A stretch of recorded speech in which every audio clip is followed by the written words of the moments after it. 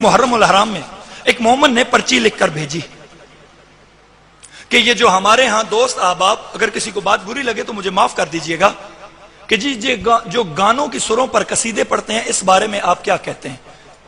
बल्कि उनका सवाल यह था कि शरीयत क्या कहती है।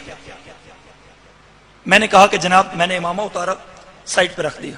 मैंने कहा कि मुझे मौलवी समझ के ना मेरी बात सुनिएगा, अकल के पैमाने पर मेरी बात को परखिएगा। कतअन मेरी बात को मौलवी समझ करके एक मौलवी बात कर रहा है ये ना सुनिएगा, अकल के पैमाने पर परखिएगा मेरी बात को। क्या कि लफ्ज वजूद होता है, सुर उसका लिबास होता है।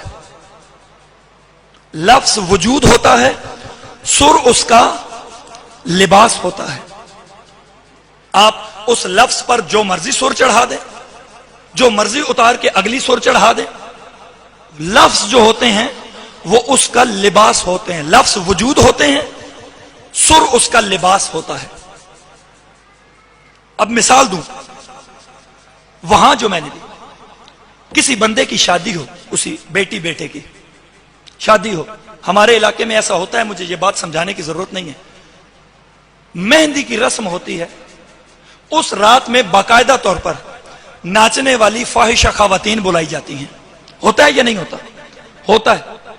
अगर वो फाहिशा खातून आए, आपकी महफिल में जाए, वहां सारी रात वो नाचती रहे, सारी रात वो फाहिशा औरत, वो बदकिरदार औरत नाचती रहे, सुबह जब वो जाने की तैयारी करे तो जो उसने लिबास पहना हुआ हो वो लिबास उतरवा के, ड्राई क्लीन करवा के, अच्छा पैक करवा के दुल्हन के बाप को दे के ये अपनी बेटी को पहना दीजिएगा।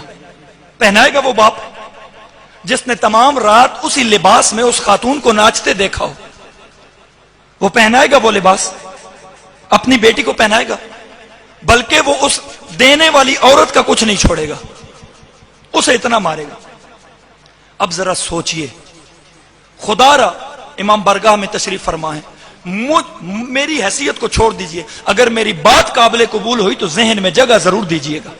सोचिए कि अगर एक आम शख्स एक गैर औरत, एक फाहिशा औरत का उतरा हुआ लिबास अपनी पाको पाकीज़ा बेटी को नहीं पहनाती, तो वो सुर कि जिस पर हिंदुस्तान की और बल्कि दुनिया की बद किरदार तरीन औरतें नाची होती हैं, वही सुरें उठाकर कभी आप जहरा के नाम पर एडजस्ट कर रहे हैं, कभी आप जैनब के नाम पर एडजस्ट कर रहे हैं, कभी आप हुसैन के नाम पर एडजस्ट कर रहे हैं। हम भी बच्चे थे, हम भी नौजवान थे, हम भी यहां बैठा करते थे, हम भी यहां बैठकर जश्न सुना करते थे।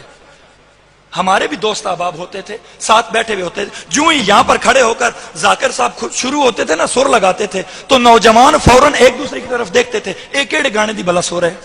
हुसैन ज़हन में नहीं आता, ज़हरा ज़हन में नहीं आती, अली ज़हन में नहीं आते, फौरन वो ज़हन में आता है, वो कौन था जिसने ये गाया है, वो कौन सी फिल्म थी जिसमें ये गाना था। आप मिंबर पर आकर हुसैन का दर्स दे रहे हैं, आप लोगों को हुसैनियत सिखा रहे हैं, उन लोगों को हम कितने कितने पैसे देकर, हराम का पैसा है आपका, अपने जेब से पैसे देकर अपने दीन में बिगाड़ पैदा करवा रहे हैं। क्या कुछ नहीं कर रहे?